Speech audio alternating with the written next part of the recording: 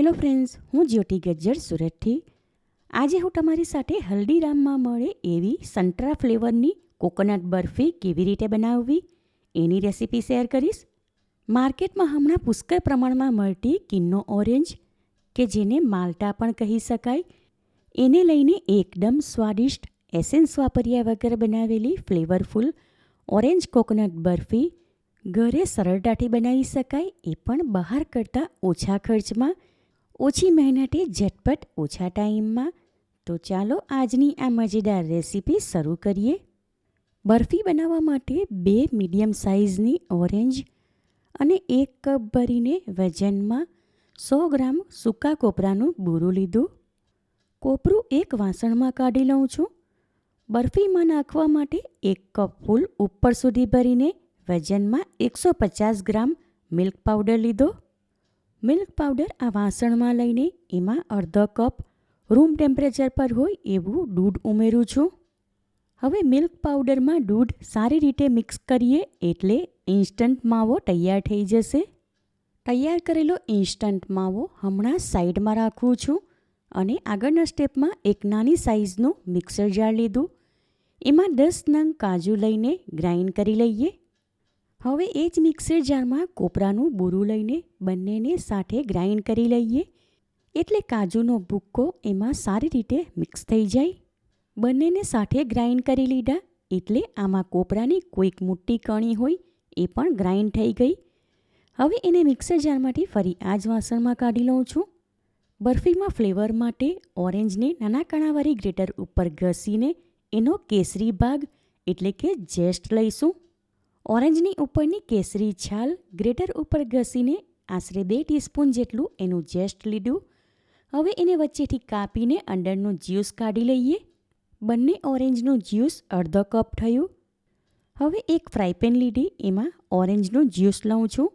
સાથે એમાં ઓરેન્જનો કેસરી ભાગ ઘસી લીધો હતો એ ઉમેરું છું. તમે જોઈ શકો છો ઓરેન્જનું જ્યુસ પલ્પી છે પણ એમાં એક પણ બી નથી અને એની છાલવાળો ભાગ પણ ફક્ત કેસરી કલરનો જ લેવાનો. અંદર વ્હાઈટ ભાગ બિલકુલ નથી લેવાનો કારણ કે એમાં કડવાશ હોય છે. હવે આમાં પા કપ વજનમાં 50 ગ્રામ ખાંડ ઉમેરું છું. ત્યાર પછી આ ફ્રાયપેન સ્ટવ ઉપર ચઢાવીને બધું સારી રીતે મિક્સ કરી લઈએ.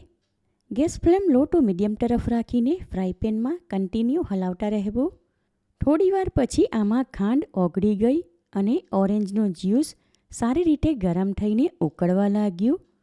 હવે આ ટાઈમ પર કાજુ અને કોકોનટવાળું મિશ્રણ તૈયાર કરીને રાખ્યું હતું એ આમાં ઉમેરીને સારી રીતે મિક્સ કરી લઈએ. હવે આ બરફી સંતરા જેવી જ કેસરિયા કલરની દેખાય એ માટે આમાં 1 ડ્રોપ ઓરેન્જ ફૂડ કલર ઉમેરું છું. આ બિલકુલ ઓપ્શનલ છે, તમારે કલર ઉમેર્યા વગર આ બરફી બનાવવી હોય તો બનાવી શકાય. જરૂર પ્રમાણે આમાં બીજો 1 ડ્રોપ કલર ઉમેરું છું કારણ કે આમાં ઇન્સ્ટન્ટ માવો ઉમેરશું એટલે કલર લાઇટ થઈ જશે.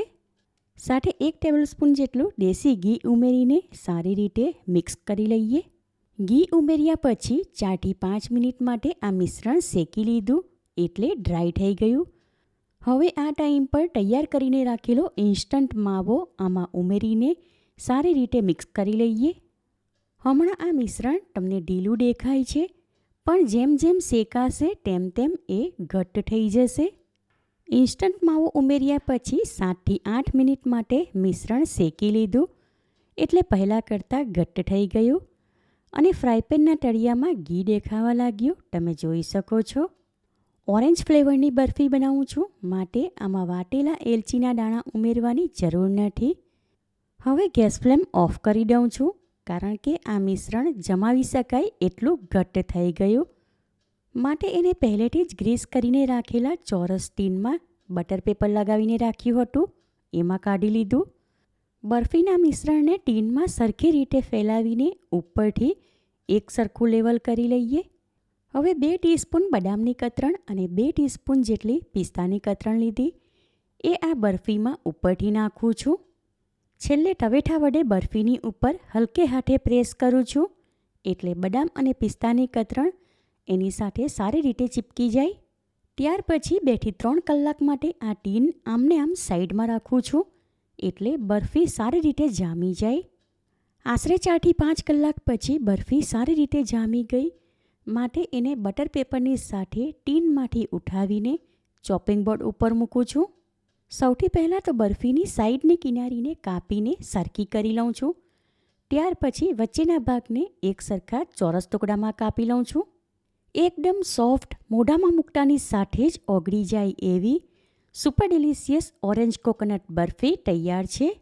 જોઈને તરત જ ખાવાનું મન થઈ જાય એવી આ ઓરેન્જ કોકોનટ બરફી એકવાર તમે આ રીતે બનાવશો તો ગેરંટી સાથે કહું, ઘરમાં નાના મોટા બધા જ વખાણ કરીને ખાશે. વ્રત કે ઉપવાસમાં ખાઈ શકાય એવી આ બરફી તહેવારોમાં પણ બનાવી શકાય. આ બરફી ફ્રીઝની બહાર રાખીને 4 થી 5 દિવસ સુધી અને ફ્રીઝમાં રાખીને કમસે કમ 10 દિવસ સુધી ખાવા માટે લઈ શકાય.